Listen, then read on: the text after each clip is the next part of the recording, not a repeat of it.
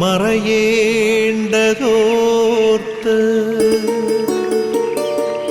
ചന്ദ്രനക്ഷത്രാദികൾ വിതുമ്പുമ്പോൾ മാറ്റമില്ലാതെങ്ങും വിരാജിക്കും ദൈവമേ, അങ്ങയെ വാഴ്ത്തുന്നു ഞങ്ങൾ. ഉദിച്ചെങ്ങും പ്രഭതൂകും പാരിലെ സൂര്യരശ്മിയേക്കാൾ പ്രശോഭിച്ചെന്നും പ്രസാദമേകുന്ന ദൈവമേ, അങ്ങേ മഹിമാവെത്ര മനോജ്ഞം.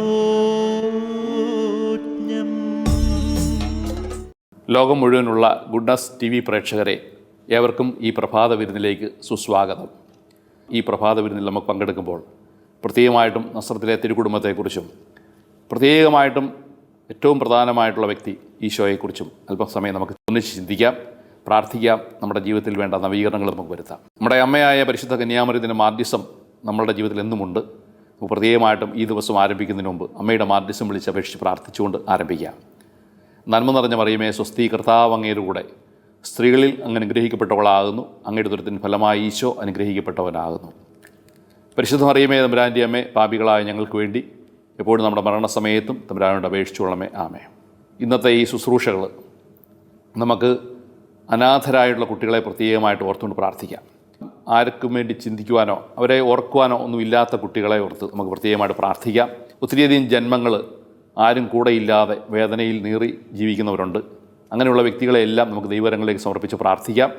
പ്രത്യേകമായിട്ടും ഈശോയുടെ സ്നേഹം അനുഭവിക്കുവാനും ആ സ്നേഹത്തിൻ്റെ തികവിൽ അവരുടെ ജീവിതം മുൻപോട്ട് നയിക്കുവാനുള്ള കൃപയൊക്കെ നമുക്ക് പ്രത്യേകമായിട്ട് യാചിച്ചുകൊണ്ട് അങ്ങനെയുള്ള മക്കളെ, ഒത്തിരിയധികം കുടുംബങ്ങളിൽ അപ്പനമ്മമാർ, സഹോദരി സഹോദരന്മാരെല്ലാം വേദനയുടെ നടുവിൽ കൂടെ യാത്ര ചെയ്യുന്നവരുണ്ട്, അനാഥത്വം പേർന്നവരുണ്ട്.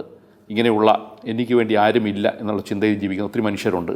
അവരെ എല്ലാം ഈ ശുശ്രൂഷയെ നമുക്ക് പ്രത്യേകമായിട്ട് സമർപ്പിച്ച് പ്രാർത്ഥിക്കാം. ഒരുപക്ഷെ നമ്മൾ തന്നെ അങ്ങനെയുള്ള ഒരു വേദനയിൽ കൂടെ കടന്നു പോകുന്ന വ്യക്തികളാണെങ്കിൽ നമ്മളെ തന്നെ സമർപ്പിച്ച് ഈശോയുടെ സ്നേഹ സാന്നിധ്യം നമ്മുടെ ജീവിതത്തിൽ അനുഭവിക്കുവാനുള്ള കൃപ നൽകണമെന്ന് പ്രാർത്ഥിച്ചുകൊണ്ട് ഈ ശുശ്രൂഷയിൽ നമുക്ക് പങ്കെടുക്കാം. ഈശോ നമ്മളെ എവരെയും അനുഗ്രഹിക്കട്ടെ. പരിമളത്തിനുറവയാം നറുസൗരഭ്യമാകട്ടെ ഞങ്ങളുമീ മണ്ണിൽ.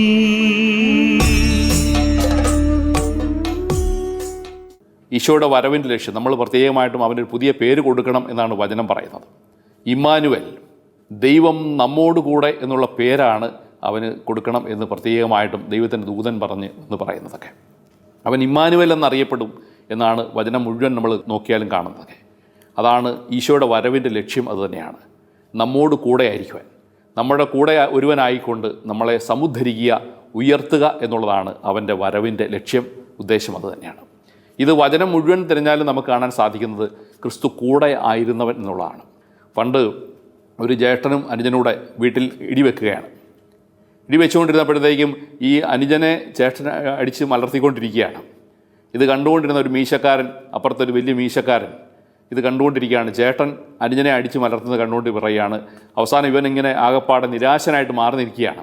തോൽവി സംബന്ധിച്ച് നിരാശനായിട്ട് മാറി നിൽക്കുമ്പോഴത്തേക്കും ഈ മീശക്കാരൻ അവനെ വെല്ലുവിളിക്കുകയാണ്. നിനക്ക് എന്നെ ഇടിച്ച് തോൽപ്പിക്കാവോ എന്ന് ചോദിക്കുകയാണ്. അവസാനം ഈ ഇളയ മകൻ, ഈ മീശക്കാരൻ, അത് അപ്പൻ, സ്വന്തം അപ്പനാണ്, അപ്പനോട് ഇടിവെക്കാനായിട്ട് കൂടുകയാണ്. അപ്പന് നമ്മൾ അറിയാമല്ലോ, അപ്പന്മാർ വിട്ടുകൊടുക്കും, അല്ലെങ്കിൽ അമ്മമാർ വിട്ടുകൊടുക്കും. ഇതുപോലെ അപ്പൻ അഭിനയിച്ച് ഇടിക്കുകയാണ് അവനെ. ഇവന് ഈ ഇളയ മകൻ അപ്പനെ ഇടിച്ച് തോൽപ്പിക്കുകയാണ്. അപ്പൻ വിട്ടുകൊടുക്കുകയാണ്, അപ്പൻ തന്നെ അങ്ങ് തോറ്റു കൊടുക്കുകയാണ്. അപ്പോൾ ഇവന് വീറും വാശിയായി, എനിക്ക് മീശക്കാരൻ ഇത്രയും മസിലുള്ള അപ്പനെ തോൽപ്പിക്കാൻ സാധിക്കുമെങ്കിൽ അവന് അശുവായിട്ടുള്ള ചേട്ടനെ ഇനി ഇടിച്ച് തോൽപ്പിക്കാമെന്ന്. അവൻ വീണ്ടും ആ ചേട്ടനുമായിട്ട് ഇടി വെച്ച് തുടങ്ങി. ആ ചേട്ടനെ അവൻ ഇടിച്ച് മലർത്തി. ഇടിയെ പ്രോത്സാഹിപ്പിക്കാൻ വേണ്ടി പറഞ്ഞതല്ല, പക്ഷേ ഒരു അപ്പന് ആ മകന് കൊടുക്കാൻ സാധിച്ച ബലത്തെക്കുറിച്ച് പറയുകയാണ്. ഇതാണ് യഥാർത്ഥത്തിൽ ഈശോയുടെ വരവോടി സംഭവിച്ചിരിക്കുന്നത്. പാപികളായ നമ്മളെ സംബന്ധിച്ചിടത്തോളം എൻ്റെ സ്വന്തം ശക്തിയിൽ ആശ്രയിച്ചുകൊണ്ട് നമുക്ക് പാപത്തിൻ്റെ അവസ്ഥകളെ, പിശാചിൻ്റെ ചെയ്തികളെ ചെറുത്ത് തോൽപ്പിക്കാൻ സാധിക്കില്ല. അതുകൊണ്ടാണ് അവൻ ആ സ്വർഗം വിട്ട് ഇങ്ങോട്ട് വന്നതും എൻ്റെ കൂടെ ആയിരിക്കുവാൻ, എന്നെ ബലപ്പെടുത്തുവാനായിട്ടും എന്നെ വളർത്തുവാനായിട്ടും ഈ നമ്മളെ നിരന്തരം പീഡിപ്പിച്ചുകൊണ്ടിരിക്കുന്ന നമ്മളുടെ മാനുഷികമായുള്ള ബലഹീനതകളെ ചെറുത്ത് തോൽപ്പിക്കുവാനുള്ള ശക്തിയാണ് ക്രിസ്തുവിൻ്റെ വരവോടുകൂടി സ്വന്തമാക്കാൻ നമുക്ക് സാധിച്ചിരിക്കുന്നത്. ക്രിസ്തുവിൻ്റെ വരവ് എന്നെ ബലപ്പെടുത്തിയിരിക്കുകയാണ്. എൻ്റെ മാനുഷികമായുള്ള ബലഹീനതകളെ അതിജീവിക്കുവാനുള്ള ശക്തിയാണ് അവനെ എങ്ങനെയാണ് സാധ്യമാക്കിയെന്ന് ചോദിച്ചാൽ നമ്മോട് കൂടെ ആയിരുന്നുകൊണ്ടാണ്. സുവിശേഷത്തിലേക്ക് വരുമ്പോൾ കുറച്ച് കാര്യങ്ങൾ നമുക്ക് കാണാൻ സാധിക്കും. കുറച്ച് വ്യക്തികളെ ഈശോ കണ്ടുമുട്ടുന്ന ഭാഗം മാത്രം ഇന്ന് നിങ്ങളോട് സംസാരിക്കാൻ ഞാൻ ആഗ്രഹിക്കുകയാണ്. നമുക്കറിയാം, പാപത്തിൻ്റെ നീർക്കയത്തിൽ കിടന്നുപോയ ആ പാപിനിയായ സ്ത്രീയുടെ കൂടെ ഈശോ നിൽക്കുന്ന ആ ഇരുന്ന ഭാഗം നമുക്കറിയാം, നമുക്ക് സുപരിചിതമായ ഭാഗമാണ്. എല്ലാ മനുഷ്യരും പറയുന്ന അവൾ പടിയടച്ച് പിണ്ടം വയ്ക്കേണ്ടവളാണ്. She is not fit to live in this world. അവൾ ഈ ലോകത്തിൽ ജീവിക്കാൻ അർഹയല്ല എന്ന് പറഞ്ഞുകൊണ്ട് ഒരു കൂട്ടം മനുഷ്യർ കല്ലും കയ്യിൽ പിടിച്ചും കവണയും പിടിച്ചുകൊണ്ട് നിൽക്കുന്ന മനുഷ്യർ നമ്മളവിടെ കാണുകയാണ്. അവളെ ഇല്ലാതാക്കി തീർക്കുവാൻ അവളുടെ കൂടെ പാപം ചെയ്തവരെല്ലാം അവളുടെ കൂടെ അവിടെ ഉണ്ട്. അവളെ കല്ലെറിഞ്ഞ് കൊല്ലുക, അവളെ നശിപ്പിക്കുക, ഇല്ലാതാക്കി തീർക്കുക, ഇവളിനി ഈ സമൂഹത്തിൽ ജീവിക്കേണ്ടെന്ന് പറയുന്നുള്ളതാണ്. അവിടെ ഒരുവൻ മാത്രമേ ഉള്ളൂ അവളുടെ കൂടെ നിന്നുള്ളത്. അത് മറ്റാരുമല്ല, ക്രിസ്തുവാണ്. അവൻ പറയുന്ന വാക്കുകൾ നമുക്ക് ശ്രദ്ധിക്കാം. അവൻ പറഞ്ഞു, മോളെ, നിന്നെ ഞാൻ വിധിക്കുന്നില്ല, സമാധാനത്തെ പോയിക്കൊള്ളൂ, ഇനിമേലിൽ പാപം ചെയ്യരുതാണ്. പാപത്തെ പ്രോത്സാഹിപ്പിക്കാൻ വേണ്ടി പറഞ്ഞതല്ല, മറിച്ച് ക്രിസ്തുവിൻ്റെ മനോഭാവമാണ്. പാപത്തെ അവൻ അല്ലെങ്കിൽ വെറുത്തുപേക്ഷിക്കാൻ പറയുമ്പോഴും പാപിനിയെ ചേർത്ത് പിടിക്കുന്ന ഈശോയുടെ സ്നേഹം, കൂടെ നിൽക്കുന്ന ഈശോയുടെ സ്നേഹമാണ് നമുക്ക് അനുഭവവേദ്യമായിട്ട് മാറേണ്ടതൊക്കെ. ഈ ഒരു അനുഭവമാണ് നമുക്ക് ഓരോരുത്തർക്കും ഉണ്ടാവേണ്ടതൊക്കെ. കൂടെ നിൽക്കുന്ന ഈശോയുടെ സാന്നിധ്യം എൻ്റെ ജീവിതത്തിലും നമുക്ക് ഓരോരുത്തർക്കുമുണ്ട്.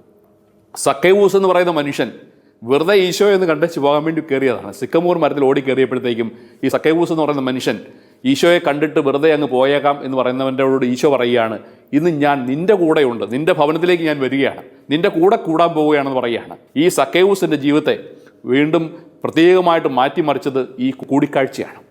ഈശോയെ വെറുതെ ഒന്ന് കണ്ടേച്ച് അവൻ പൊക്കക്കുറവായിരുന്നു, ആ സിക്കമൂർ മരത്തിൽ ഇരുന്നിട്ട് കണ്ടേച്ച് അങ്ങ് പോയേക്കാം, ഇവനെപ്പറ്റി ഒത്തിരി കാര്യങ്ങൾ കേട്ടിട്ടുണ്ട്, അതൊക്കെ ശരിയാണോ എന്നൊക്കെ അറിയാൻ വേണ്ടി വന്ന് പോയ മനുഷ്യൻ്റെ കൂട്ടത്തിൽ കൂടാൻ ഈശോ അങ്ങ് തീരുമാനിക്കുകയാണ്. ഈശോയാണ് മുൻകൈ എടുത്തിട്ട് പറയുന്നത്, സക്കേവൂസ്, നീ വേഗം ഇറങ്ങി വരിക, നിൻ്റെ ഭവനത്തിൽ ഇന്ന് ഞാൻ അതിഥിയായിട്ട് വരികയാണെന്ന് പറഞ്ഞ് ഈശോ അങ്ങോട്ട് ചെല്ലുകയാണ്. ഇപ്പോൾ മനുഷ്യരുള്ളവരൊക്കെ പെറുവർക്കുന്നുണ്ട്, പാപിയായ മനുഷ്യൻ്റെ കൂട്ടത്തിൽ വീട്ടിലോട്ടാണോ ഇവൻ അതിഥിയായിട്ട് പോകുന്നതൊക്കെ ചോദിക്കുകയാണ്. പാപികൾക്ക് വേണ്ടിയാണ്, അല്ലെങ്കിൽ രോഗികൾക്ക് വേണ്ടിയാണ് ഈശോയുടെ വരവിൻ്റെ ലക്ഷ്യം. അതാണ് കൂടി അവനെ, നമുക്കറിയാം, ഇന്നലെ വരെ സക്കേവൂസിനൊരു പഴയ ചരിത്രമുണ്ടെങ്കിൽ, പാപിയായിരുന്നെങ്കിൽ അവനെ സമൂഹം മുഴുവൻ വെറുതെയുണ്ടെങ്കിൽ, ഇവൻ ഇന്ന് മുതൽ വിശുദ്ധ സക്കേവൂസായിട്ട് മാറുകയാണ്. ക്രിസ്തുവിൻ്റെ വരവ് അവനെ കൂടെ കൂട്ടിയപ്പോൾ അവന് വേറൊരു തലത്തിലേക്കാണ്. നമ്മൾ പറയാറുണ്ട്, ക്രിസ്തുവിൻ്റെ വരവ് ലോക ചരിത്രത്തെ രണ്ടായിട്ട് മുറിച്ചിട്ടുണ്ട്. ഒന്ന് BC ആണെങ്കിൽ മറ്റൊന്ന് AD ആണ്. ആനോ ഡോമിനി, ബിഫോർ ക്രൈസ്റ്റ് ആൻഡ് ആനോ ഡോമിനി. ആ ക്രിസ്തുവിൻ്റെ വരവ് രണ്ടായിട്ട് ചരിത്രത്തെ കീറി മുറിച്ചിട്ടുണ്ട്. സക്കേവൂസിൻ്റെ ജീവിതത്തെ രണ്ടായിട്ട് മുറിച്ച് മാറ്റി നമുക്ക് കാണാൻ സാധിക്കും. ഈശോയുടെ വരവിന് മുമ്പ്, ഈശോയെ കണ്ടുമുട്ടുന്നതിന് മുമ്പും ഈശോയെ കണ്ടുമുട്ടിയതിന് ശേഷമുള്ള അവൻ്റെ ജീവിതമൊക്കെ. അപ്പോൾ തീർച്ചയായിട്ടും ആ സക്കേവൂസിൻ്റെ ജീവിതത്തെ മാറ്റിമറിച്ചത് ക്രിസ്തു അവൻ്റെ കൂടെ കൂടിയതാണ്. ഇതാണ് യഥാർത്ഥമായിട്ടുള്ള ക്രിസ്തുവിൻ്റെ വരവിൻ്റെ ലക്ഷ്യം. അത്തനാസിയൂസ് ഓഫ് അലക്സാണ്ട്രിയ അല്ലെങ്കിൽ ഇർണയൂസ് എന്നൊക്കെ പറയുന്ന വിശുദ്ധന്മാർ പറയുന്ന ഒരു കാര്യമുണ്ട്, the motive of incarnation is redemption എന്നാണ് പറയുന്നത്. യഥാർത്ഥമായ ലക്ഷ്യം, ഈ മനുഷ്യാവതാരത്തിൻ്റെ ലക്ഷ്യമെന്ന് പറഞ്ഞു കഴിഞ്ഞാൽ മനുഷ്യരക്ഷയാണ്. അത് സാധ്യമാക്കുന്നത് കൂടിക്കൊണ്ടാണ്. ഈശോ എൻ്റെ കൂടെയുണ്ടെന്നുള്ള ബോധ്യമാണ് എനിക്ക് എൻ്റെ ആ ഒരു ജീവിതത്തിൽ ഒത്തിരി തികവിൻ്റെ അനുഭവം, സന്തോഷത്തിൻ്റെ അനുഭവം, ആഹ്ലാദത്തിൻ്റെ അനുഭവമൊക്കെ നമുക്ക് പ്രദാനം ചെയ്യുന്നതൊക്കെ. എൻ്റെ തന്നെ ബലഹീനത അവസ്ഥകളെ എനിക്ക് അതിജീവിക്കാൻ സാധിക്കുന്നതിൻ്റെ കാരണം ഈശോ എൻ്റെ കൂടെയുണ്ടെന്നുള്ള ബോധ്യമാണ്. എൻ്റെ പാപാവസ്ഥകളെ ചെറുത്ത് തോൽപ്പിക്കാൻ എനിക്ക് കിട്ടുന്ന കാര്യം എന്ന് പറഞ്ഞാൽ എൻ്റെ കൂടെ എന്നെ ബലപ്പെടുത്തുന്നുണ്ടെന്നുള്ള ബോധ്യമാണ്. നമുക്കറിയാം, ശീലോഹ കുളത്തിൽ 10-30 വർഷമായിട്ട് ആരും കൂടെ ഇല്ലാത്ത മനുഷ്യൻ അവൻ ചോദിക്കുന്നുണ്ട്, വെള്ളം വിളക്കുമ്പോഴത്തേക്ക് എന്നെ അവിടെ പിടിച്ചിറക്കാൻ വേണ്ടി എൻ്റെ കൂടെ ആരുമില്ല അല്ലേ? അവൻ്റെ കൂടെ ഈശോ കൂടുകയാണ്.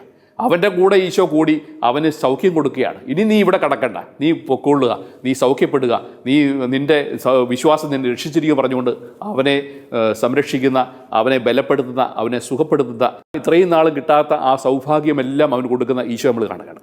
ഈശോ കൂടെ കൂടിക്കഴിഞ്ഞാൽ ഇതാണ് എൻ്റെയും നമ്മുടെ ഓരോരുത്തരുടെയും ജീവിതം സംഭവിക്കുന്ന കാര്യം കൊണ്ട് ഓർത്തുകൊള്ളുക. ഇമ്മാനുവൽ, ദൈവം നമ്മോടുകൂടെ. ഈ ക്രിസ്തു വന്നിരിക്കുന്നത് വെറുതെ ഭംഗിവാക്ക് പറഞ്ഞിട്ട് കടന്നു പോകാൻ വേണ്ടിയല്ല, മറിച്ച് ആ രക്ഷ സാധ്യമാക്കിയത് കുരിശിലെ ബലിയർപ്പണത്തിൽ കൂടെയാണ്. എന്നെയും നിന്നെയും സ്നേഹിക്കുന്നു എന്ന് ഒരിക്കൽ കൂടെ സ്വന്തം ജീവരക്തം കൊണ്ട് ഊട്ടിയുറപ്പിച്ചിരിക്കുന്നതാണ് ഈശോയുടെ സ്നേഹം. ആ സ്നേഹമാണ് പുൽക്കൂട്ടിൽ നമുക്ക് അനുഭവിച്ചറിയാൻ സാധിക്കുന്നതൊക്കെ. അഗസ്തീനോസ് പുണ്യവാളൻ പറയുന്ന ഒരു കാര്യമുണ്ട്, ഏറ്റവും പ്രധാനപ്പെട്ട തിരുനാൾ സഭയിലെ ഉത്ഥാനത്തിൻ്റെ തിരുനാളാണ്. ക്രിസ്മസ് പോലും ഉത്ഥാനത്തിലേക്കാണ് വിരൽ ചൂണ്ടെന്നാണ് അദ്ദേഹം പറഞ്ഞിരിക്കുന്നത്. ഏറ്റവും പ്രധാനപ്പെട്ട തിരുനാൾ. കാരണം അവൻ മനുഷ്യരിൽ ഉയർപ്പിക്കപ്പെട്ടിട്ടില്ലെങ്കിൽ നിങ്ങളുടെ വിശ്വാസം വ്യർത്ഥമാണ്, എൻ്റെ പ്രഘോഷണവും വ്യർത്ഥമാണെന്നാണ് പൗലോസ് ശ്ലീഹ പോലും നമ്മളെ പഠിപ്പിക്കുന്നത്. അപ്പോൾ ഉത്ഥാനമാണ് ഏറ്റവും പ്രധാനപ്പെട്ട തിരുനാളെങ്കിൽ പോലും നമ്മളുടെയൊക്കെ മനസ്സിൽ വളരെ ഗൃഹാതുരത്വം ഉണർത്തുന്ന ഒരു വലിയ തിരുനാൾ തന്നെയാണ് ക്രിസ്തുമസ് എന്ന തിരുനാൾ. ക്രിസ്മസോടുകൂടി തുടങ്ങുകയാണ്, രക്ഷാകര പ്രവർത്തനം ആരംഭിക്കുകയാണ്. ഈശോ നമ്മുടെ കൂടെയാണ്. എന്നെ ബലപ്പെടുത്തിക്കൊണ്ട് എന്നെ നേടിയ ക്രിസ്തുവിൻ്റെ സാന്നിധ്യം ഇനി എന്നിൽ കൂടെ മറ്റ് മനുഷ്യർ കൂടെ അനുഭവവേദ്യമാകണം എന്നും കൂടെ ഒരു ചിന്ത നമ്മുടെ മനസ്സിൽ സൂക്ഷിക്കുക. ഇന്ന് ഒത്തിരിയധികം മനുഷ്യർ എല്ലാ പ്രശ്നങ്ങളുടെയും കാരണം എൻ്റെ കൂടെ ആരുമില്ല എന്നുള്ളതാണ്. എവിടേക്ക് ചെന്നാലും ഏത് കുടുംബത്തിലൂടെ ചെന്നാലും പ്രശ്നങ്ങൾ എവിടെ തുടങ്ങുന്നതൊക്കെ ആരും എൻ്റെ കൂടെയില്ല. അപ്പനും അമ്മയ്ക്കൊക്കെ അറിയാം മക്കൾ ഞങ്ങളുടെ കൂടെ ഇല്ല. പ്രായമായി കഴിഞ്ഞപ്പോഴത്തേക്കും അപ്പനും അമ്മയൊക്കെ വേറെ വേസ്റ്റാണ്, അല്ലെങ്കിൽ അവരിനി വേണ്ട, ഞങ്ങളുടെ കൂടെ വേണ്ടെന്ന് ചിന്തിക്കും ഒത്തിരിയധികം മക്കളെ എനിക്കറിയാം. തീർച്ചയാണ് നമ്മളൊക്കെ പലപ്പോഴും ഭക്തി മാർഗത്തിൽ കൂടെയാണ്. എല്ലാം ആഴമായ വിശ്വാസത്തിലൊന്നും നമ്മൾ പലതും ചെയ്യാറില്ല. ആഴമായിട്ടുള്ള പലപ്പോഴും ഭക്തി മാർഗം 7 ദിവസം നൊവേന കൂടി, അല്ലെങ്കിൽ മറ്റുള്ള ധ്യാനമന്ദിരങ്ങളിൽ പോയി വെഞ്ചരിച്ച എണ്ണ വാങ്ങിക്കുക, വെഞ്ചരിച്ച വെള്ളം കുടിക്കുക, ഇതൊക്കെ പലരും നമ്മളൊക്കെ ചെയ്യുന്നുണ്ട്. പക്ഷേ യഥാർത്ഥമായുള്ള ഈശോ ആഗ്രഹിക്കുന്ന പല പുണ്യങ്ങളും നമ്മുടെ ജീവിതത്തിലേക്കില്ല. ആഴമായ വിശ്വാസത്തിൽ വളർന്നിട്ടില്ല. എനിക്ക് ചില മനുഷ്യരെയൊക്കെ അറിയാം, പല പല ധ്യാനമന്ദിരങ്ങളിൽ കൂടെയും അല്ലെങ്കിൽ അനാഥ മന്ദിരങ്ങളിൽ കൂടെയൊക്കെ പോയിട്ട് സാമ്പത്തികമായിട്ട് സഹായിക്കുന്ന മനുഷ്യരെ എനിക്കറിയാം. പക്ഷേ വീട്ടിലേക്ക് വരുമ്പോൾ സ്വന്തം അമ്മയോ അപ്പനെയോ വെറുത്ത് ഉപേക്ഷിക്കുന്ന, അവരെ ചീത്ത പറയുന്ന, തെറി പറയുന്ന സംസ്കാരങ്ങൾ, അതൊക്കെ വെറും ഭക്തിമാർഗമാണ്. ആഴമായുള്ള വിശ്വാസത്തിലേക്ക് വളർന്നിട്ടില്ലെന്നുള്ള. അപ്പൻ്റെയും അമ്മയുടെയും കൂടെ നിൽക്കുക. അവർ ഇത്രയും നാൾ നമുക്കറിയാം, കൊച്ചുനാൾ മുതൽ അവരുടെ എല്ലാ സൗകര്യങ്ങളും മാറ്റിവെച്ചിട്ട് മലമൂത്ര വിസർജനം നടത്തിയ പ്രായത്തിൽ മുതൽ നമ്മളെ ഈ പ്രായം വരെ നമുക്ക് വളർത്താൻ വേണ്ടി നമ്മൾക്ക് വേണ്ടി കൂട്ടുനിന്നവരാണ്, നമ്മുടെ കൂടെ നിന്നവരാണ് മാതാപിതാക്കന്മാർ. ക്രിസ്തു എൻ്റെ കൂടെയാണെന്നുള്ള അനുഭവം നമുക്കുണ്ടെങ്കിൽ അത് ജീവിതത്തിൽ പ്രാവർത്തികം അനുഭവിച്ചിട്ടുള്ള ഓരോ വ്യക്തികളും ഇത് പകർന്നു കൊടുക്കാൻ സാധ്യമാകണം. അപ്പനും അമ്മയൊക്കെ പലപ്പോഴും അനാഥാലയങ്ങളിൽ കൊണ്ടേ ആക്കുകയാണ്, അല്ലെങ്കിൽ പ്രായമായ മാതാപിതാക്കന്മാർക്ക് വേണ്ടി വലിയ വീടുകൾ പണിത് കൊടുത്തിട്ട് അവരെ എവിടെയെങ്കിലും ഒക്കെ ആക്കുന്ന ഒരു സംസ്കാരം. അതുപോരാ, നിങ്ങളുടെ സാന്നിധ്യമാണ് വളരെ പ്രധാനപ്പെട്ട. അവർക്ക് വേണ്ട നിങ്ങളുടെ സ്നേഹമാണ്. ഇത്രയും കൊച്ചുനാൾ മുതൽ നമ്മളെ വലുതാക്കിയ ആ പ്രായം വരെ അവരുടെ സ്നേഹം നമുക്ക് ലഭിച്ചിട്ടുണ്ടെങ്കിൽ തിരിച്ചു കൊടുക്കുവാനും കൂടെ ഒരു ഉത്തരവാദിത്തമുണ്ട്. ക്രിസ്തു എന്നോടുകൂടെ, ഇമ്മാനുവൽ, ദൈവം നമ്മോടുകൂടെ എന്നുള്ള അനുഭവം എൻ്റെ ജീവിതം വഴി ഓരോരുത്തർക്കും പകർന്നു കൊടുക്കാനുള്ള കൃപ നമുക്ക് ലഭിക്കട്ടെ. കുടുംബജീവിതത്തിലേക്ക് വരുമ്പോഴത്തേക്കും എല്ലാവരുടെയും പ്രശ്നം ഇതൊക്കെ തന്നെ. ഭർത്താവില്ല.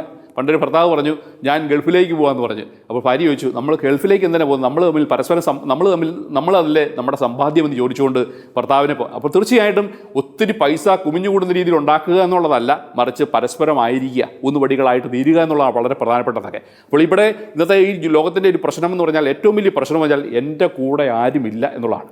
ദൈവം, ഞാൻ നിൻ്റെ കൂടെയുണ്ടെന്ന് പറഞ്ഞ ദൈവമാണ് ഏറ്റവും പ്രധാനമായിട്ടുള്ള മുഖ്യ പ്രമേയം. അത് എൻ്റെ ജീവിതത്തിൽ ജീവിക്കാൻ സാധിച്ചില്ലെങ്കിൽ, നിങ്ങളുടെ ജീവിതത്തിൽ ജീവിക്കാൻ സാധിച്ചില്ലെങ്കിൽ, വെറും ഒരു ഭക്തി മാർഗത്തിൽ കൂടെ കുറച്ച് ചടങ്ങുകളൊക്കെ നടത്തി നമ്മൾ ഭക്തിയിലാണ് നമ്മളൊക്കെ ജീവിക്കുന്നത്. അപ്പോൾ ആഴമായുള്ള വിശ്വാസമായിട്ട് ഇരിക്കട്ടെ. മക്കൾക്ക് ഇന്നറിയാം അപ്പനും അമ്മയ്ക്കും സമയമില്ല, നമ്മൾക്ക് വേണ്ടി ഇല്ല. ചിലപ്പം അപ്പനും അമ്മയൊക്കെ ഗൾഫിൽ ജോലി ചെയ്തിരിക്കും, മക്കളെ നാട്ടിലാക്കിയിരിക്കുകയായിരിക്കും. അവർക്ക് വേണ്ടി കൂടെ ജീവിക്കാൻ, അവരുടെ പ്രശ്നങ്ങളൊന്നും മനസ്സിലാക്കാനായിട്ടോ അല്പസമയമൊന്നും മനസ്സിലാക്കുവാനായിട്ടൊന്നും അവർക്ക് വേണ്ടി ആർക്കും സമയം കൊടുക്കാനില്ല.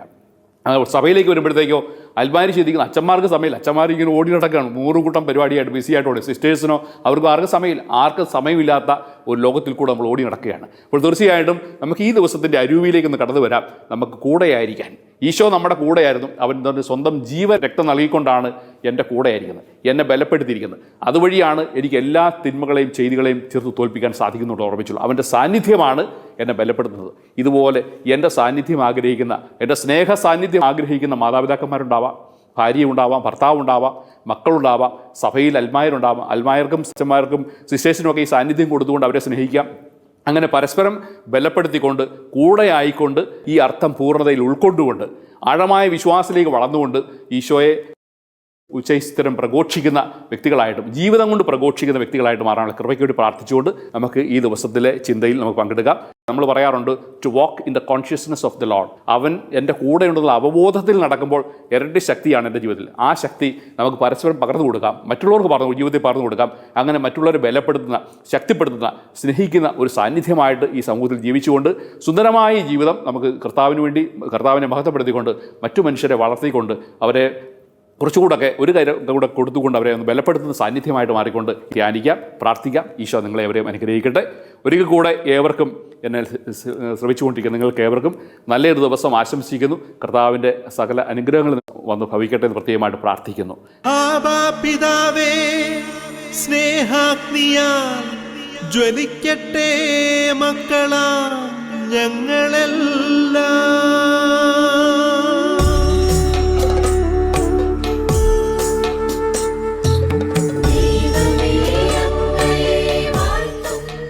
ഒരു നിമിഷം നമുക്ക് ദൈവസന്നിധിയിലായിരിക്കാം. നമുക്ക് കർത്താവിൻ്റെ ഇന്നത്തെ ഈ വചനത്തിൻ്റെ പൊരുളനുസരിച്ചുകൊണ്ട് അല്പസമയം നമുക്ക് പ്രാർത്ഥനയിൽ ചെലവഴിക്കാം. നല്ലവനായ ദൈവമേ, നിൻ്റെ സാന്നിധ്യത്തെ ഓർത്ത് പ്രത്യേകമായിട്ട് ഞങ്ങൾ നന്ദി പറയുന്നു. നീ ഞങ്ങളുടെ കൂടെയുണ്ടെന്നുള്ള ആ സാന്നിധ്യ അവബോധം ഞങ്ങളിൽ സൃഷ്ടിക്കുന്നതിനെ ഓർത്ത് ഞങ്ങൾ ഓരോ ദിവസവും നിനക്ക് നന്ദി പറയുന്നു. കർത്താവായ ഈശോയെ, എൻ്റെ ജീവിതത്തിൽ കൂടെ ഞാൻ പലപ്പോഴും കടന്നു പോകുന്ന അനുഭവമാണ് എനിക്ക് ചിലതിനെയൊക്കെ ചെറുത്ത് തോൽപ്പിക്കാൻ സാധിക്കില്ലെന്നുള്ള അനുഭവം. പക്ഷേ ഇപ്പോൾ ഞാൻ എൻ്റെ ബോധ്യങ്ങളിലേക്ക് കടന്നു വരുന്നു. നീ എൻ്റെ കൂടെയുണ്ട്. നമ്മൾ പറയുന്ന പോലെ if God is with me everything is possible, if God is not with me nothing is possible. കർത്താവ് എൻ്റെ കൂടെയുണ്ടെങ്കിൽ എല്ലാം സാധ്യമാണ്. കർത്താവ് എൻ്റെ കൂടെ ഇല്ലെങ്കിൽ ഒന്നും സാധ്യമല്ല. കർത്താവ് ഈശോയെ, ഈ ഒരു അവബോധം ഞങ്ങൾ സൃഷ്ടിച്ചതിനോർത്ത് പ്രത്യേകമായിട്ട് നന്ദി പറയുന്നു. ഞങ്ങൾക്ക് ഇന്ന് ഈ ഒന്നിച്ച് കൂടുമ്പോൾ, ഒന്നിച്ച് ധ്യാനിക്കുമ്പോൾ ഈ അവബോധം തന്ന് ഞങ്ങളെ ശക്തിപ്പെടുത്തണമേ, ബലപ്പെടുത്തണമേ. ഞങ്ങളുടെ ജീവിതത്തിലെ പ്രതികൂല സാഹചര്യങ്ങൾ കൂടെ കടന്നു പോകുമ്പോഴും നീ എൻ്റെ ശക്തിയാണ്, നീ എൻ്റെ ബലമാണ്, നീ എൻ്റെ രക്ഷകനാണ്, നീ എൻ്റെ നാഥനാണ്, ദൈവമാണെന്നുള്ള ബോധ്യങ്ങളിൽ വളരുവാനും ആഴമായിട്ട് നിൻ്റെ കരം മുറുകെ പിടിച്ചുകൊണ്ട് ഓരോ ദിവസവും യാത്ര ചെയ്യുവാനുള്ള കൃപയും അനുഗ്രഹവും നൽകണമേ. പ്രത്യേകമായിട്ടും ഒത്തിരിയധികം മനുഷ്യർ ഇന്ന് ഈ ലോകത്ത് ജീവിക്കുന്നുണ്ട്, ആരും അവരുടെ കൂടെ ഇല്ലെന്ന്. പ്രത്യേകിച്ച് ഒത്തിരിയധികം അനാഥ കുഞ്ഞുങ്ങൾ, അപ്പനും അമ്മയും ഒക്കെ ജന്മം കൊടുത്തതിന് ശേഷം അവരെ കുപ്പത്തൊട്ടിയിൽ എറിയുന്ന ഒത്തിരിയധികം കുഞ്ഞുങ്ങളുണ്ട്.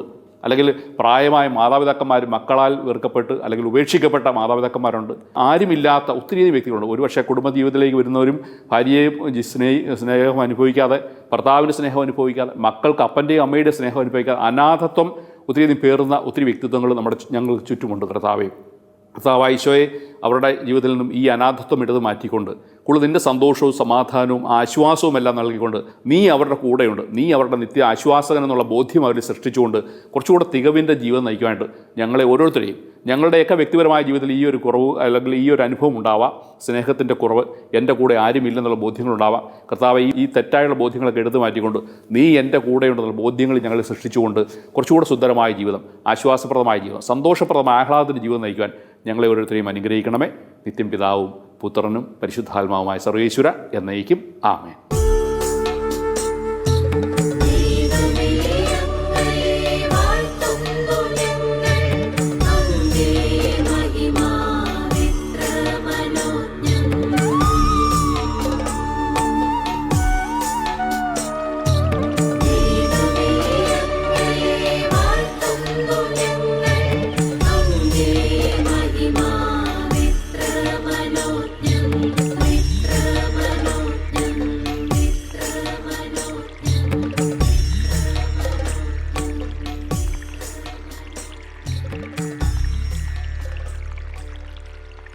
പ്രത്യേകമായിട്ടും സഭയ്ക്ക് നേതൃത്വം നൽകുന്ന പരിശുദ്ധ ഫ്രാൻസിസ് മാർപ്പാപ്പയോടും നമ്മുടെ സീറോ മലബാർ സഭാധ്യക്ഷനായ ജോർജ് ആലഞ്ചേരി മെത്രാപ്പോലിത്തായോടും മറ്റ് ബിഷപ്പുമാർ എല്ലാവരോടും ചേർന്ന് വൈദികരോടും സന്യാസിനികളോടും അൽമായരോടും എല്ലാവരോടും ചേർന്നുകൊണ്ട് ഏക മനസ്സോടെ കർത്താവിൻ്റെ അനുഗ്രഹം ഇപ്പോൾ ഏറ്റുവാങ്ങാം, പ്രാർത്ഥിക്കാം.